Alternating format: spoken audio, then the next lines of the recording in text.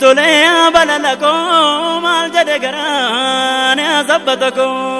Gootota seenaan Adawaa yaadatu hunda caalaa gootota lakkoofsaan addunyaa keenya irratti xiqqoo ta'anii diina dachee isaanii irratti qaaneessanii jilbeenfachiisanii keessaati Koloneel Abdiisaa Aagaa isa tokko ta'u seenaan nu gaaba. Makiinaa birruun konkolaachise. Abdiisaan abdiisumaa leenca faranjii jibbaachise.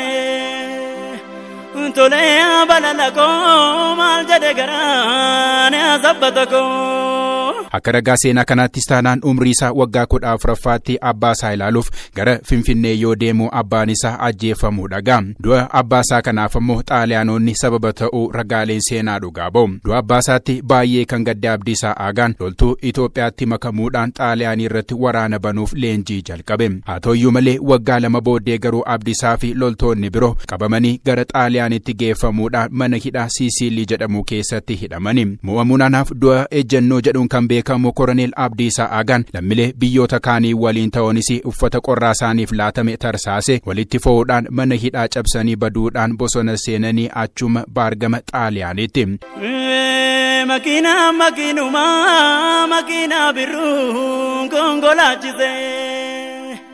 Abdiisaan abdiisumaa leenca faranjii jibbaachise.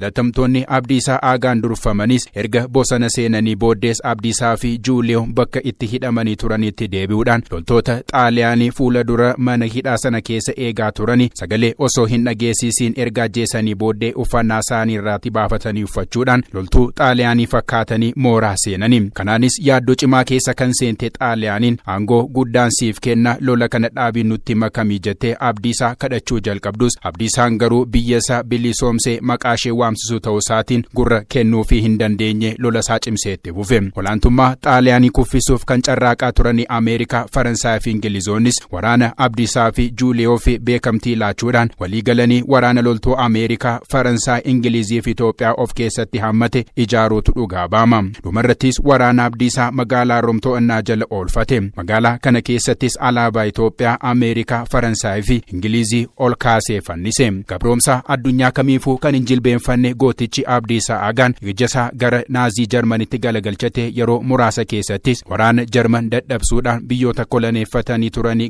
gadhiisisuudhaanis booddeetti akka baqatanii taasise. Dhumarrattis waraanni gooticha Abdiisaa Aagaatiin durfamu magaalaa Berliin keessatti waraana Naazii Jarman injifachuudhaan alaabaa Itoophiyaa fi Biriitaaniyaa ol kaasanii fannisuu isaanii seenaatu ragaa ba'a. Weerara xaaliyaanii ofirraatti qolachuuf akkuma goototni biyya keessatti aarsaa kaffalaa turani ala taa'uunis xaaliyaanii dadhabsiisuu keessattis gumaachi gootichi Koloneel Abdiisaa Aagaa baate bara baraan kan yaadatamu ta'uusaa ragaaleen seenaa dhugaa ba'u.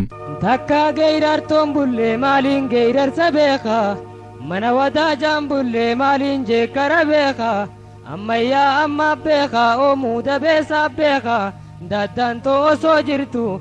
Kokkoflaa ka'ee keessaa maafiin dabeessa eegaa. Ijoollummaa isaarraa kaasee qalbii tasgabbaa fi waa xiinxaluu yaaduun beekamu hunda caalaa garuu ogummaa farda guluufuu gaachanaan qolachuu eeboo darbachuu fi adamoo shaakalaa turuun kan himamuu fi kumalaa garasuu dhukiinis gootota dacheen Oromoo Itoophiyaatiif gumaachite keessaati.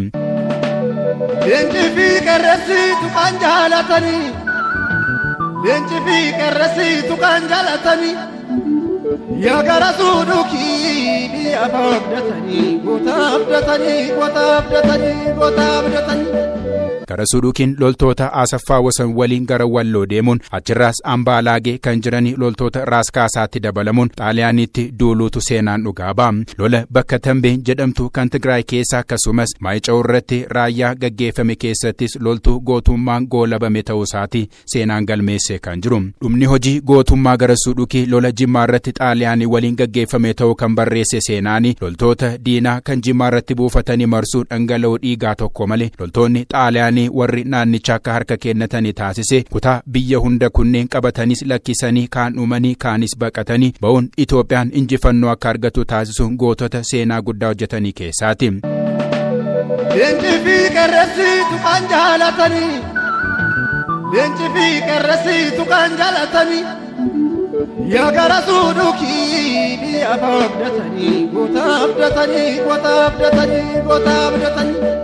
Gabriyyee Gubbee Gurmoo, Raas Aluulaa Abbaa Naggaa, Raas Qusee Diinagdee, Raas Walee Abbaa Seeruu, Dajjaasmaach Gabra Maariyaam Gaarii fi Dajjaasmaach Waaqshuun Gwaanguliin akkasumas Gabayyoo Gurmuunfaa gootota Adwaa dacheen Oromiyaa biqilchite Itoophiyaafis ta'ee Afrikaatiif gumaachite keessaati. Duuti isaanii biyya isaaniif, wareegamni isaanii lammii isaaniif ta'uu isaatiin biyyattii har'a keessa jiraannu diinarraati eeguun nuuf dabarsaniiruuti. Seenaan bara baraan isaan yaadata.